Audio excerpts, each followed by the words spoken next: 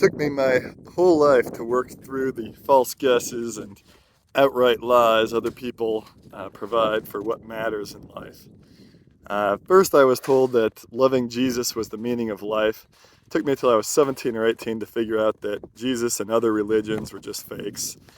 Religion is a mind virus that spreads through people's fear of death and hell and their hope to see their dead loved ones again, although it has no basis in reality. It does provide comfort to some people. I was not satisfied with that, though. I was then told that I could find my own meanings in life. The old meanings like family were all supposedly just bunk since they were based on religious teachings. So I tried exercise, and while I liked my body better, that was not it. We all will get old, no matter what we do. I was not satisfied. I tried drinking. That wasn't it, although I nearly became an alcoholic. I was not satisfied. I sought the approval of others, especially that of women. That was an empty dead end. I was not satisfied. I tried friendships. These come close to being the meaning, but ultimately, while these are the seasoning that make life taste better, they lack real meat. I was not satisfied. I threw myself into work and made money. I found a lot of meaning and purpose here, but even though I found exceptional success, ultimately the work and the money and the acclaim all rang hollow in the end. I was not satisfied. I tried the outdoors and rock climbing. This seemed a bit closer as there's something magical about being outside in gorgeous scenery. Still, something that was missing here. I was not satisfied. Then I really thought hard about it and realized that the answer had already been taught to me in every science class I had taken, but it's never quite put that way. The meaning and purpose of life, from all evidence and logic from science, is reproduction, having children. Science classes always kind of give you a sterile version of that, and it never really connects emotionally, I think, to most people. It didn't really make sense to me. So this meaning of life, having children in a family, seemed academic to me as I was still with my last girlfriend and we had a bad relationship and I didn't want to have children with her. We were emotionally dependent on one another, but that was not love. I finally decided to break up and go find someone who I wanted to be partners with for life. After much searching, I found Laurel. We got along well in all areas of life and shared the goal of having children and a family.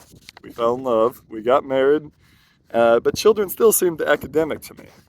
Once we had our twins, my brain fundamentally changed how it worked, and the meaning of life was suddenly very, very real to me. My life and brain have continued to evolve until all that matters is our family and our kids. I'm completely satisfied.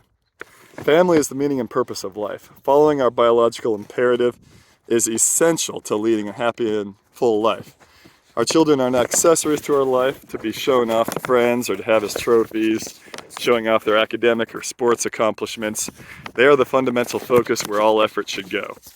Single people often talk about how people with kids disappear from their lives after having kids. The reason for this is that people with kids have found their purpose in life. It's not that they like their friends any less, but they have an overriding and driving purpose that gives meaning and joy. People with kids will have their brains change biologically and naturally to focus entirely on the kids unless they interfere with that process by consuming neurotoxins like caffeine, alcohol, or other drugs.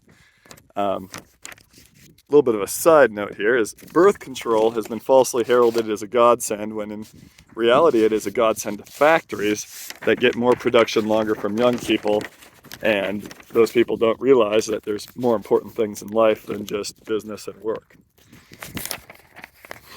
People are lied to and told that unless you have a lot of money, you cannot have a lot of children and can't provide them with a good enough of a life.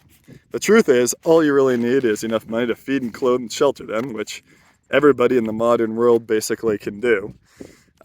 Children don't need private school or tutors or anything else.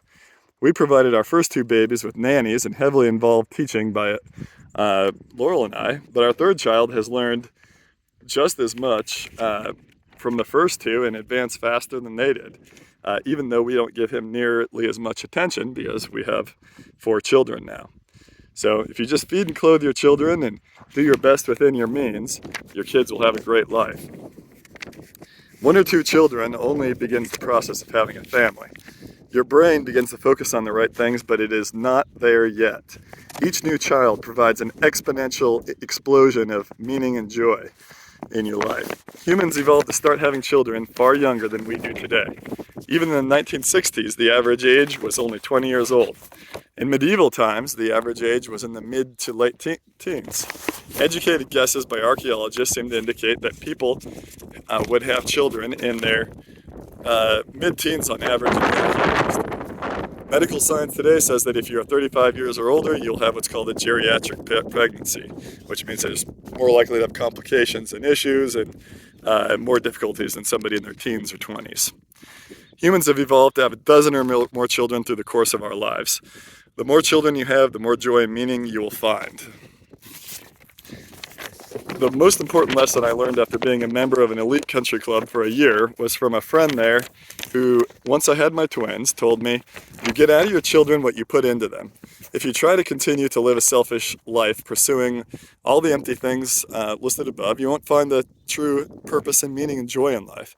But if you commit yourself to putting your family first, you'll reap enormous rewards." Each new baby requires hard work and a lack of sleep for the first few months. Children grow quickly and by 3 or 4 years old are far easier to care for. By 6 or 7, they're net positive and can actually reduce your work if you've been training them up properly. People who have 1 or 2 children often do not get to the point of their child being a net positive work-wise, as they always treat that child as a baby. From what I've seen of people with a lot of children, the older children naturally become leaders of the younger children and develop great responsibility at young ages. This is natural and good for them, as well as for the family. This is how someone who has 12 children with the same level of effort as someone who has 2 children. Each child may have a life expectancy of 80 years. Siblings will be friends for life and will support each other and help each other for life. Each additional sibling helps all the other siblings enormously through their lives. Just ask anyone with a brother or sister if they would trade their sibling's life for $1 million cash. People who are raised right would never even consider such a bargain. Children are a lot of work for the first few years, but provide enormous benefits to their parents and to their siblings and to their society for their entire lives. My life expectancy remaining is maybe 30 years.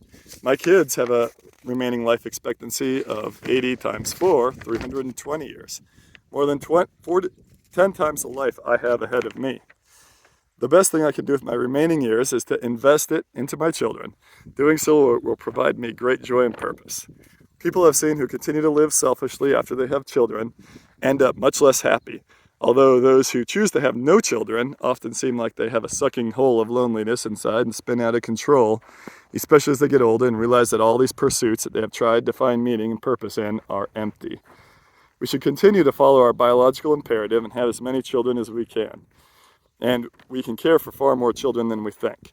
Children can learn far better from their siblings than their parents, as I discussed earlier.